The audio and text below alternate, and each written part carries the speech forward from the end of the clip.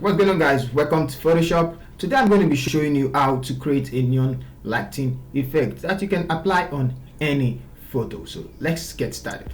So this is what I want to show you. I'm going to turn off the two layer above, and this type of effect, you create it up and it looks like this, and I'm going to turn it on and drag it on top and it looks like this. So let's get started. I'm going to start with the first clip and drag this one below.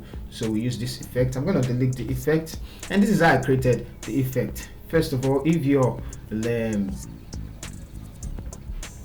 foreground color is black and white, you need to create a new layer first of all, and go to the black and white, double click on it and take it up to bring out the colors. I'm going to select this orange color like this. It's okay.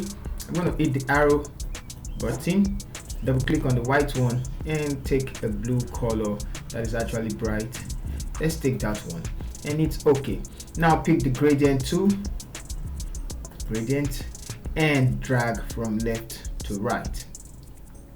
And if your own isn't showing like that, I'm going to undo that. If your own isn't showing, come right here to select the colors. You can actually double click on these colors and it's going to bring out the color layer. You can hit OK and you can select above. So I'm clicking on the linear gradient, so I'm going to drag from left to right. You can hold down shift to create a straight line and then you leave it, and then boom, we have this color gradient. Alright, so this is what you're going to do.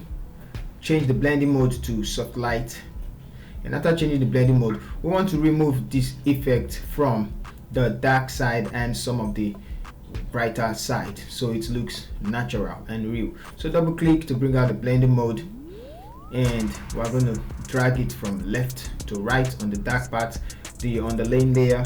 So drag it a little bit and hold down the alt key, separate the layer and drag it forward just a bit when you are okay with it. Alright, so let's do the same for this.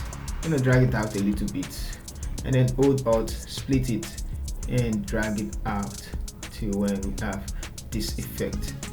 Let's just take that as what we want, and you can see the difference before and after, unlike the way it is before without the blending mode.